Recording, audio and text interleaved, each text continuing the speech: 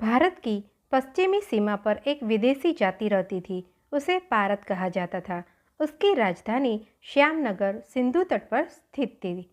कुछ विद्वान इसे द्वारिका के आगे किसी टापू में बताते हैं। कुछ के अनुसार यह नगर सिंधु नदी के उस पार था। कुछ सखर को ही श्यामनगर कहते हैं। ये पारद उस यूनानी दल की शाखा माने जाते थे जो सिकंदर के आक्रमण के समय भारत में आया था। लौटते समय उसमें से बहुतेरे यही बस गए थे। सेल्यूकस और मैक्सथनीज का प्रोत्साहन पाकर बाद में भी बहुत यूनानी यहाँ आए थे और उनमें से अधिकांश यहीं बस गए। श्यामनगर यूनानी पारदों का गढ़ था। वहाँ उन लोगों की अपनी बस्ती थी। अपनी सेना सहित वे उसमें इस प्रकार निवास करते थे जैसे कोई राजा अपनी राजधानी में रहता है। पारदों ने धीरे धीरे श्यामनगर के आसपास अपना छोटा सा राज्य स्थापित कर लिया था और बड़े अहंकार के साथ वहाँ रह रहे थे। जिस समय सौराष्ट्र की राजधानी बल्लभीपुर में सम्राट शिलादित्य शासन कर रहे थे, उस समय श्यामनगर का शासन करुचि नामक एक पारद नायक के अधीन था। वह किसी यूनानी राजवंश का कुमार था और श्यामनगर आकर अपने बुद्धि बल से वहाँ का शासक बन बैठा था। यूनानी राजा फिलिप के पुत्र सिकंदर महान की भांति करुचि भी महत्वाकांक्षी था। वह निरंतर दिग्विजय के स्वप्न देखा करता था। उसका विचार था सिकंदर की भांति मेरा भी डंका बज जाए। वह जैसा महत्वाकांक्षी था वैसा ही धूर्त, लोभी और क्रूर था। उसमें दया अथवा मोह लेश मात्र न था।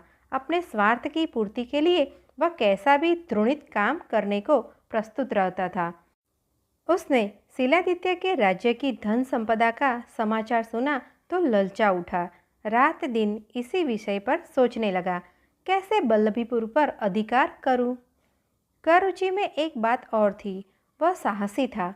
पराजय का भय उसे परास्त नहीं कर सकता था। उसे निराशा और आलस्य से घृणा थी। बिना परिणाम की चिंता किए ही वह अपने प्रयत्न में जुट जाता था। परिश्रम पर उसका अटल विश्वास था।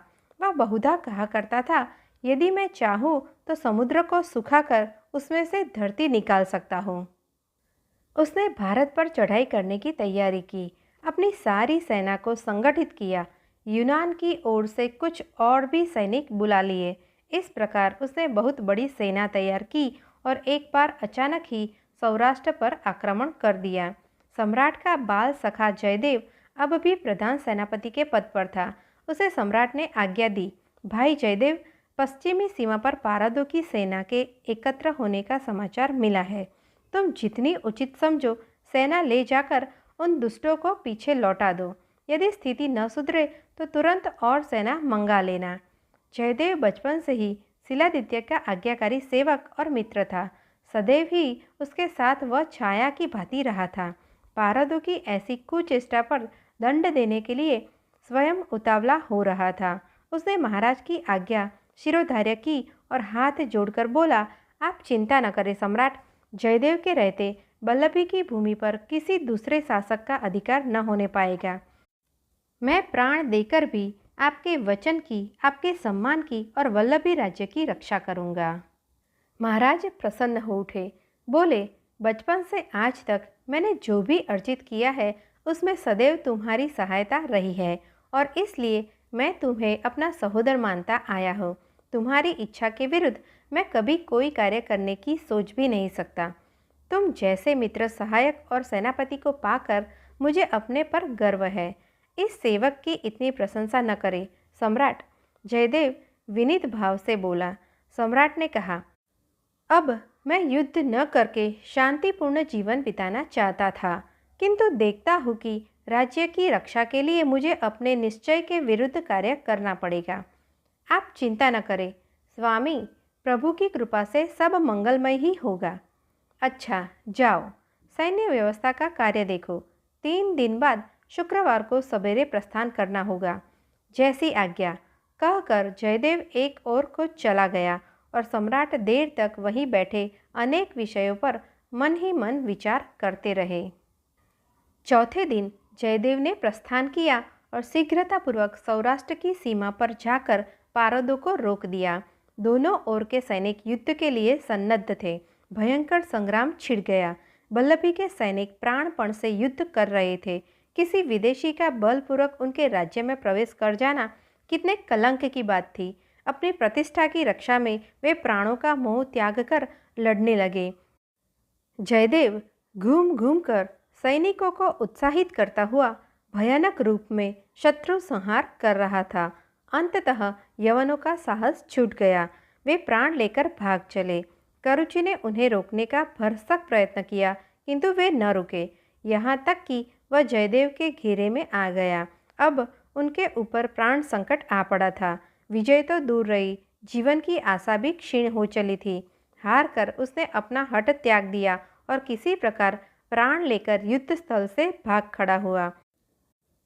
पारदों के पलायन पर जयदेव की सेना विजय का डंका बजाती हुई वल्लभीपुर की ओर से लौटी। सम्राट ने सैनिकों की भूरी भूरी प्रशंसा की और जयदेव को अनेक प्रकार से सम्मानित किया। इस विजय के उपलक्ष्य में वल्लभी की सारी प्रजा ने आनंद मनाया। नगर में चारों ओर बाजे बजाए गए और रात्रि में दीपावली जलाई गई। उधर करुचि भाग तो गया, किंतु उसके मन में प्रतिशोध की आग भड़क उठी। उसने जयदेव को पराजित करने की दृढ़ प्रतिज्ञा की और फिर से सौराष्ट्र पर आक्रमण की तैयारी करने लगा। इधर सम्राट को उसकी ओर से कोई आशंका न रह गई थी, किंतु ठीक 1 वर्ष बाद उन्होंने फिर पारदों की चढ़ाई का समाचार पाया तो चकित हो उठे। इस बार उन्होंने स्वयं युद्ध क्षेत्र में जाने का विचार किया, किंतु जयदेव ने उन्हें रोक दिया और स्वयं ही जाकर पारदों को भगा आया। इस प्रकार करुचि ने 7 आक्रमण किए, किंतु जयदेव की वीरता के आगे उसकी एक भी न चली और उसे निरंतर पराजित होना पड़ा।